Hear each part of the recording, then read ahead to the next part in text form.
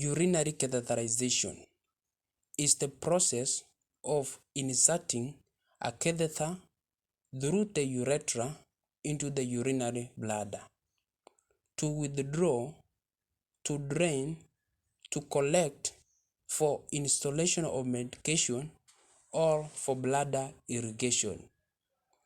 Types of urinary catheterization, we have three. Number one, indwelling catheterization can be used for long-term care or for short-term care, whereby one end of the catheter remains inside the bladder, whereby a small inflated balloon at the tip of the catheter inside the bladder keeps the end of the catheter from slipping out. Urine flows from the bladder through the catheter and collects in a drainage bag. If the client is bedridden, the drainage bag is usually attached to the lower portion of the hospital bed near the floor. If the patient is not bedridden, the bag is worn on the leg where it can be hidden under skirt or slacks. This position of the drainage bag allows gravitational movement of urine. Number two, intermittent catheterization, whereby the urinary catheter does not remain inside the bladder, but it is inserted into the bladder only long enough to allow the bladder to drain, then it is removed. Number three, suprapubic catheterization. The catheter is surgically inserted through a small insertion above the pubic area. It is used for long-term continuous drainage.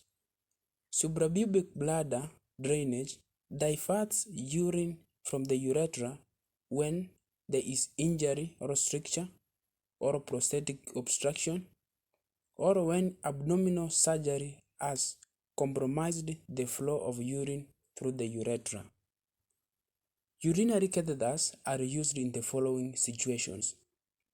Number one, to treat incontinence, which is difficulties in holding urine immediately after its formation. Number two, to drain urine when the bladder muscles or nerves are not working, which can be caused by spinal cord injury, medications that can interfere the bladder's normal emptying. Number three, to measure urine output in clients who are incapacitated because of critical illness or surgery. Number four, to collect urine during diagnostic studies of the urinary tract. Number five, to obtain clean urine sample for tests to detect bacterial infection in the urine, whereby a clean sample is one that is not contaminated by bacteria from the patient's hands, genital, or rectum. With a catheter, a clean sample urine can be obtained directly from inside the bladder. Urinary tract infections refers to the risk of using urinary catheters that allows bacteria to enter your body. This can cause an infection in the urethra, bladder, or less commonly in the kidney. Symptoms of urinary tract infections, they include fever, chills, headache, cloudy urine due to pus, burning of urethra or genital area, blood in urine, foul-smelling urine, low back pain, acne, leaking of urine out of the catheter, allergic reaction to the material used in the catheter, kidney damage with long-term indwelling catheter, septicemia, which is infection of the urinary tract, kidney, or blood. Note, catheterization is for both male and female, and the size of the catheter used is very important.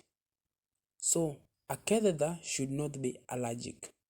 And furthermore, Fowler's position is recommended for this procedure, caring for urinary catheters.